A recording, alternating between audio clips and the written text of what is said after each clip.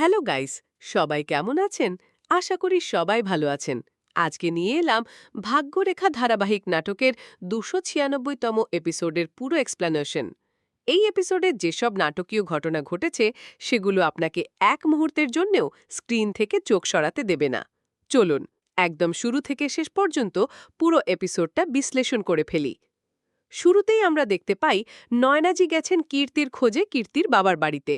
সেখানে গিয়ে তার দেখা হয় রেশমিজির সঙ্গে। নয়নাজি কীর্তির ব্যাপারে জানতে চাইলে রেশমিজি বলেন অনেক দিন হলো কীর্তির সঙ্গে তার কোনো যোগাযোগ নেই। সে তো বহুদিন ধরেই এই বাড়িতে আসে না। এই কথা শুনে নয়নাজি দারুণ চিন্তায় পড়ে যান এবং আর দেরি না করে সঙ্গে সঙ্গেই বাড়ির দিকে ফিরে আসেন। এদিকে বাড়ির পরিবেশও থমথমে। শ্রদ্ধা বরুণকে কীর্তির কথা বলতে গেলে বরুণ রাগে ফেটে পড়ে। সে স্পষ্ট জানিয়ে দেয় কীর্তির নামও সে শুনতে চায় না। তখনই হাজির হন বরুণের মা। তিনি প্রশ্ন ছুড়ে দেন, তুমি কীর্তিকে কোথায় রেখেছ? সে আমাদের বাড়িতেও নেই, তার বাবার বাড়িতেও যায়নি, সে কোথায়?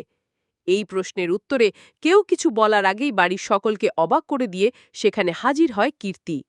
কিন্তু কীর্তির মুখে কোনো কথা নেই, সে চুপচাপ দাঁড়িয়ে থাকে। ঠিক তখনই হাজির হয় রাগিনী। সে এসে বলে কীর্তি কিছু বলবে না, কারণ সে জানে তার মুখে বললে কেউ বিশ্বাস করবে না।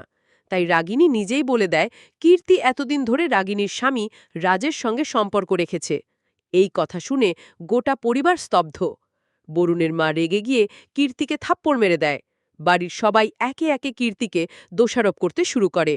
কেউ বলে সে অভিনয় করে ভালো সেজেছিল, কেউ বলে বরুণ তাকে অন্ধভাবে ভালোবেসেছিল আর সে কি করল, বিশ্বাসঘাতকতা। এই সময় রাজ সামনে এসে শ্রদ্ধার দিকে এগিয়ে আসে। সে বলে তোমার জন্য আমার জীবন শেষ হয়ে গেল, জেলে যেতে হলো, আর তুমি, তোমার কোনো অনুশোচনা নেই? এসব বলেই রাজ কোমর থেকে ছুরি বের করে শ্রদ্ধার দিকে এগিয়ে আসে। ঠিক তখনই অভয় ছুটে এসে শ্রদ্ধাকে বাঁচাতে রাজের সামনে দাঁড়ায় আর রাজ ছুরিটি সোজা অভয়ের পেটে ঢুকিয়ে দেয়। সবাই হতবাক। শ্রদ্ধা চিৎকার করে ওঠে, ভাই! কিন্তু তখনই জানা যায় পুরো ঘটনাটা ছিল শ্রদ্ধার দুঃস্বপ্ন। সে চিৎকার করে ঘুম ভেঙে উঠে পড়ে। অভয়কে জড়িয়ে ধরে কাঁদতে থাকে। অভয়ের বাবা প্রশ্ন করেন, তুমি এত ঘাবড়ে গেছ কেন? তখন বরুণের মা বলেন, সে তো ঘাবড়াবেই, তার বোন এখানে নেই, বাবার বাড়িতেও যায়নি, কে জানে কোথায় আছে। এই কথার পর আবার বাড়িতে শুরু হয় কীর্তির প্রসঙ্গ। অভয় কিছু বলতে গেলে বরুণ তাকে বাইরে নিয়ে গিয়ে থামিয়ে দেয়। সে বলে, আমি চাই না মা বাবা কীর্তির জন্যে আরও কষ্ট পাক, তুমি দয়া করে কিছু বলো না। অভয় বলে, তাহলে কি হবে? পাপ করেছে কীর্তি, শাস্তি পাবে তুমি। কিন্তু বরুণ ভাইকে জড়িয়ে ধরে বলে, না ভাই, আমি চাই না তুমি অপমানিত হও। পরিবারের সবাই তখন অভয়কে ঘিরে ধরে জানতে চায় কীর্তির ব্যাপারে সে কি জানে। অভয় ততলাতে থাকে।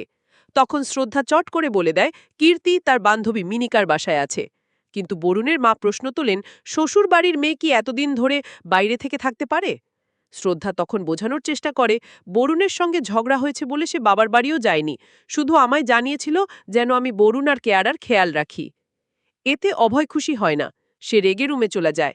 শ্রদ্ধা তার পেছনে গিয়ে বলে, আমি চাই না এই মুহূর্তে সত্যিটা সবাই জানুক, এতে পরিবারে অশান্তি তৈরি হবে। অভয় তখন সোজা বলে, তোমার বোন ভুল করেছে আর তুমি সেই ভুল ঢাকতে মিথ্যে বলছো। সত্য সবসময় সত্যই থাকবে, আজ হোক কাল হোক সত্য বেরোবেই। ঠিক সেই সময় দরজার পাশে দাঁড়িয়ে থাকা ঋতু তাদের সব কথা শুনে ফেলে। যা যা হয়েছে সব শুনে সে চুপচাপ দাঁড়িয়ে থাকে। এদিকে বুয়াজি এসে শ্রদ্ধার সামনে দাঁড়িয়ে বলে, আমি সব শুনেছি, কীর্তি আর রাজের সম্পর্ক সব জানি, এখন আর এই সত্য চাপা দেওয়া যাবে না। শ্রদ্ধা বলে, আমি কীর্তিকে কখনো ক্ষমা করতে পারবো না, ও রাজের টাকা দেখে বরুণের ভালোবাসা ভুলে গেছে। বুয়াজি তখন বলে, আমি এখনই নানা ভাবিকে সব বলে দেব, তিনি এই ধোঁকা মেনে নেবেন না। বাড়ির পরিবেশ আরও থমথমে হয়ে ওঠে। একদিকে বয়লার হয়ে উঠছে অভয়, অন্যদিকে হতাশ হয়ে পড়ছে শ্রদ্ধা। কীর্তি বারবার বরুণকে ফোন করছে, কিন্তু বরুণ বারবার কেটে দিচ্ছে। এই দেখে ছোট্ট কেয়ারা কষ্ট পায়। একবার কেয়ারা নিজেই ফোন রিসিভ করে কীর্তির সঙ্গে কথা বলে। কীর্তি জিজ্ঞাসা করে, তুমি কেমন আছো কেয়ারা? তখন বরুণ ফোনটি কেড়ে নিয়ে ছুঁড়ে ফেলে। কেয়ারা কান্নায় ভেঙে পড়ে, মা আমাকে ভালোবাসে না তাই চলে গেছে, এখন তুমি আমাকেও বোকা দিচ্ছ?